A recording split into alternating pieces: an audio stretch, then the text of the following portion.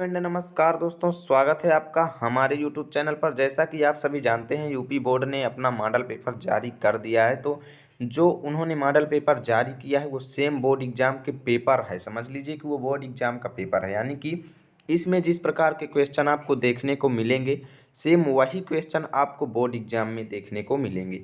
यानी कि जिस प्रकार के क्वेश्चन, जैसे जैसे क्वेश्चन जहाँ पर अथवा विकल्प, जिस प्रकार नियम सभी यहाँ पर मिलेगा, सेम वही आपके बोर्ड एग्जाम में भी मिलेगा।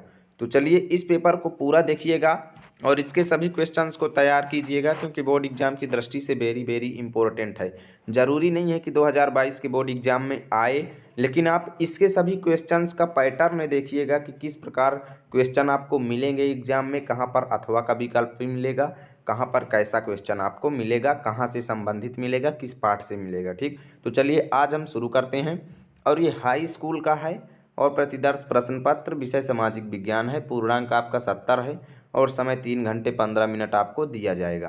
तो ये कुछ सामान्य निर्देश हैं, तो इनको नहीं पढ़ेंगे, हम केवल आपको पेपर दिखाएंगे। ठीक, तो सामान्य निर्देश को आप पढ़ लीजिए जो आपको एग्जाम में देखने को मिलेंगे। तो चलिए अब हम यहाँ से क्वेश्चंस पढ़ना स्टार्ट करते हैं। तो जो यहाँ से खंड का बहुविकल्पीय प्रश्न स्टार्ट होता है। तो निर्देश है, निम्नलिखित प्रत्येक प्रश्न के लिए दिए गए 4 विकल्पों में से सही उत्तर अपनी उत्तर पुस्तिका में लिखिए। तो पहला क्वेश्चन क्या है, बेल्जियम मॉडल की मुख्य विशेषता क्या है। का नंबर सत्ता में सभी जातीय समूहों की साझेदारी। का नंबर सत्ता में कुछ गिने चुने लोगों की साझेदारी। ग नंबर सत्ता में सभी धर्म के लोगों की साझेदारी। घ नंबर उपर्युक्त में से कोई नहीं। अब दूसरा क्वेश्चन है, महात्मा गांधी ने किस घटना के कारण असहयोग आंदोलन स्थगित कर दिया था। का नंबर रॉलेट एक्ट। ख नंबर जलियांवाला बाग हत्याकांड। ग नंबर खिलाफत आंदोलन। घ नंबर चौरी चौरा कांड। ये सभी एक एक अंक के आ रहे हैं। ठीक, अब देखिए तीसरा प्रश्न। तीसरा क्या कहता है, 1861 में संयुक्त इटली का शासक कौन बना। का नंबर विक्टर इमैनुअल। ख नंबर बिस्मार्क। ग नंबर विक्टर इमैनुअल सेकेंड और घ नंबर काबूर। ठीक, अब देखिए चौथा प्रश्न। चौथा प्रश्न है, हिंद स्वराज नामक पुस्तक की रचना किसने की। का नंबर पंडित जवाहरलाल नेहरू। ख नंबर रविन्द्रनाथ टैगोर। ग नंबर महात्मा गांधी और घ नंबर बाल गंगाधर तिलक। देखिए पांचवा प्रश्न, 6 टोटल बहुविकल्पीय आपसे पूछे जाएंगे। जर्मनी का एकीकरण किस युद्ध के बाद पूरा हुआ। ऑस्ट्रिया प्रसा युद्ध द्वारा, फ्रांस प्रसा युद्ध द्वारा, फ्रांस ऑस्ट्रिया युद्ध द्वारा, इनमें से कोई नहीं। ठीक, अब देखिए छठवां क्वेश्चन। छठवां क्वेश्चन है, भाषाओं को भारतीय संविधान की किस अनुसूची में रखा गया है। का नंबर 7वीं। ख नंबर 10वीं। ग नंबर 8वीं। घ नंबर 9वीं। अब देखिए यहाँ से आपका अति लघु उत्तरीय प्रश्न जो है वो स्टार्ट होता है। तो अति लघु उत्तरीय में देखिए आपसे क्या पूछा जाएगा, गांधी जी द्वारा चलाए गए 2 सत्याग्रह आंदोलनों का उल्लेख कीजिए। लोकतांत्रिक शासन क्यों लोकप्रिय माना जाता है, 2 कारण लिखिए। भारत की उत्तरी पूर्वी सीमा पर स्थित 2 लोकतांत्रिक देशों के नाम लिखना है और सभी क्वेश्चन 2-2 अंक के हैं। ठीक, और अति लघु उत्तरीय में आपसे 3 क्वेश्चन पूछे जाएंगे, 3 2-2 अंक के। ठीक, अब देखिए लघु उत्तरीय आता है। तो मरियान और जर्मेनिया कौन थी, उनको चिन्हित करने का उद्देश्य क्या था, अथवा का विकल्प आपके सामने है। रॉलेट एक्ट क्या था, गांधी जी ने इस एक्ट का विरोध किस प्रकार किया। अब देखिए 11वां क्वेश्चन, वर्तमान लोकतांत्रिक व्यवस्था की 3 चुनौतियों का उल्लेख कीजिए, अथवा लोकतंत्र में उत्तरदायी शासन एवं पारदर्शिता आवश्यक है, इसके पक्ष में अपना मत या वोट दीजिए। ठीक, अब देखिए दीर्घ उत्तरीय क्वेश्चन यहाँ से आपका स्टार्ट होता है। अंतर्राष्ट्रीय आर्थिक विनिमयों में 3 तरह की गतियों या प्रवाहों का उल्लेख कीजिए। अपने उत्तर की पुष्टि हेतु उपयुक्त उदाहरण भी दें, अथवा प्रथम विश्व युद्ध के बाद आई आर्थिक मंदी का क्या कारण था, कि इन्हीं 2 प्रभावों का उल्लेख कीजिए। अब देखिए 13वां क्वेश्चन जो है वो सत्ता की साझेदारी का क्या अर्थ है, यह क्यों आवश्यक है, कि इन्हीं 2 कारणों का उल्लेख करना है। अथवा संघवाद का क्या अर्थ है, संघीय प्रणाली की किन्हीं 3 विशेषताओं का उल्लेख आपको करना है। मानचित्र संबंधी क्वेश्चन आ चुके हैं। अब देखिए मानचित्र में आपसे किस प्रकार के क्वेश्चन पूछे जाएंगे। तो निम्नलिखित स्थानों को भारत के रेखा मानचित्र में इस चिन्ह द्वारा हमें दर्शाना है। और देखिए सही नाम व सही अंकन हेतु आधा आधा अंक में निर्धारित है। तो पहला क्वेश्चन जो है उसको देखते हैं, वह स्थान जहां जलियांवाला बाग हत्याकांड हुआ। दूसरा है वह स्थान जहां से गांधी जी ने नमक बनाना शुरू किया। ग नंबर वह स्थान जहां नील की खेती करने वाले किसानों ने आंदोलन किया। और घ नंबर वह स्थान जहां सूती मिल श्रमिकों ने सत्याग्रह किया। घ नंबर वह स्थान जहां दिसंबर 1920 में भारतीय राष्ट्रीय कांग्रेस का अधिवेशन हुआ। अब देखिए 14वां क्वेश्चन यहाँ से स्टार्ट होता है। केवल दृष्टिबाधित परीक्षार्थियों के लिए मानचित्र कार्य के विकल्प के रूप में निर्देश।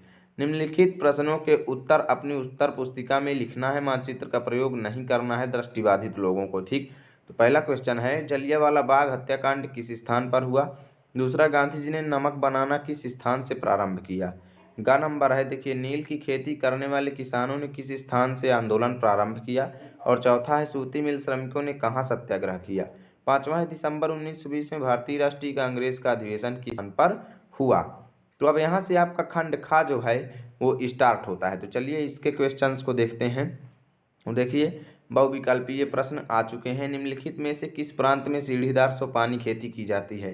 पहला पंजाब, दूसरा हरियाणा, तीसरा उत्तर प्रदेश, चौथा उत्तराखंड। ठीक, तो चार में से एक ही सही है। दूसरा क्वेश्चन देखिए, ये निम्न में से कौन सी रबी की फसल है। क नंबर दाल, ख नंबर मोटे अनाज, ग नंबर चना और घ नंबर कपास। अब देखिए यहाँ से आपका 17वां क्वेश्चन स्टार्ट होता है। तो 17वां को देखते हैं। झारखंड में स्थित कोडरमा निम्नलिखित में से किस खनिज का अग्रणी उत्पादक है। क नंबर बॉक्साइट, ख नंबर अभ्रक, ग नंबर लौह अयस्क, घ नंबर तांबा। अब देखिए 18वां क्वेश्चन, इनमें से किस राज्य में काली मृदा मुख्य रूप से पाई जाती है। क नंबर गुजरात, ख नंबर राजस्थान, ग नंबर महाराष्ट्र और घ नंबर झारखंड। अब देखिए 19वां क्वेश्चन, तो मानव विकास सूचकांक HDI में भारत का स्थान कितना है। क नंबर 120वां, ख नंबर 130वां, ग नंबर 180वां और घ नंबर 190वां। ठीक, अब देखिए 20वां क्वेश्चन, भारत की आय दृष्टि से कैसा राष्ट्र है। आय की दृष्टि से, क नंबर उच्च आय वर्ग वाला, ख नंबर मध्य आय वर्ग वाला, ग नंबर निम्न आय वर्ग वाला, घ नंबर इनमें से कोई नहीं। अब देखिए अति लघु उत्तरीय, इसमें भी 3 क्वेश्चन पूछे जाएंगे। तो जैव और अजैव संसाधन का कोई 2 अंतर लिखिए। सकल घरेलू उत्पाद क्या है। प्रच्छन्न बेरोजगारी का कोई अन्य नाम लिखिए। ठीक, अब लघु उत्तरीय क्वेश्चन देखिए, तो इसमें है, आग्नेय तथा कायांतरित चट्टानों में खनिजों का निर्माण किस प्रकार होता है। अथवा किसी एक पेय फसल का नाम लिखिए, उसको उगाने के लिए अनुकूल भौगोलिक परिस्थितियों का विवरण लिखिए। और 3-3 अंक के ये क्वेश्चन आ रहे हैं। 25वां क्वेश्चन देखिए, भारतीय अर्थव्यवस्था के अलग अलग क्षेत्रकों के नाम लिखिए व प्रत्येक का संक्षिप्त परिचय दीजिए।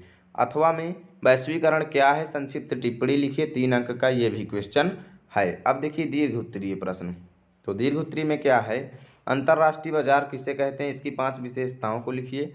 अथवा परिवहन के साधन कितने प्रकार के होते हैं। स्थल परिवहन में सड़क परिवहन को कितने भागों में बांटा जा सकता है, किसी 2 का वर्णन कीजिए। ठीक, देखिए 27वां प्रश्न ये कहता है, भारत में उपभोक्ता को समर्थ बनाने के लिए सरकार द्वारा किन कानूनी मापदंडों को लागू करना चाहिए। अथवा वैश्वीकरण का प्रभाव एक समान नहीं है, इस कथन की अपने शब्दों में हमें व्याख्या करना है। और ये 6 अंक का क्वेश्चन है। ठीक, अब देखिए आगे आता है भौगोलिक मानचित्र कार्य यानी भूगोल विषय का। तो मानचित्र कार्य है, निर्देश दिए गए भारत के मानचित्र में हमें निम्नलिखित को दर्शाना है। तो पहला है, पश्चिम बंगाल का एक उद्यान हमें इस चिन्ह द्वारा नाम सहित दर्शाना है। अब देखिए दूसरा क्वेश्चन है, नर्मदा नदी पर बने बांध को इस चिन्ह द्वारा नाम सहित हमें दर्शाना है। अब देखिए तीसरा क्वेश्चन है, महानदी को हमें इस चिन्ह द्वारा नाम सहित। चौथा है, झारखंड का एक कोयला क्षेत्र हमें त्रिभुज द्वारा नाम सहित इसको दर्शाना है। और पांचवा है, भारत के पूर्वी तट पर स्थित एक पत्तन का हमें आयत द्वारा दर्शाना है। ठीक, तो ये मानचित्र कार्य आपको करना है। अब दृष्टिबाधित के लिए देखिए, केवल दृष्टिबाधित परीक्षार्थियों के लिए मानचित्र कार्य। अब निम्नलिखित प्रश्नों के उत्तर अपनी उत्तर पुस्तिका में लिखिए, मानचित्र का प्रयोग आपको नहीं करना है। पश्चिम बंगाल का एक उद्यान नाम लिखिए, नर्मदा नदी पर बने बांध का नाम लिखिए, उत्तर भारत की एक नदी का नाम लिखिए, झारखंड के एक कोयला खान का नाम लिखिए, पांचवा है, भारत के पूर्वी तट पर स्थित एक पत्तन का नाम लिखिए। ठीक, तो देखिए यहाँ से आपका जो क्वेश्चन पेपर है वो खत्म होता है। और जिस प्रकार इसमें क्वेश्चन आए थे सेम यही आपके बोर्ड एग्जाम के पेपर में आने वाले हैं। तो इसको आप ज़रूर तैयार कीजिए और इसकी प्रैक्टिस कीजिए और कई मॉडल पेपर आप तैयार कर लीजिए। ठीक, तो मैं उम्मीद करता हूँ ये वीडियो आपको अच्छा लगा होगा। यदि वीडियो अच्छा लगा है तो लाइक कीजिए, चैनल पर नए हैं तो सब्सक्राइब कीजिए, जिससे नए नए वीडियो आप तक सबसे पहले पहुँचेंगे। मिलते हैं आपके साथ अगले वीडियो में, तब तक के लिए जय हिंद जय भारत।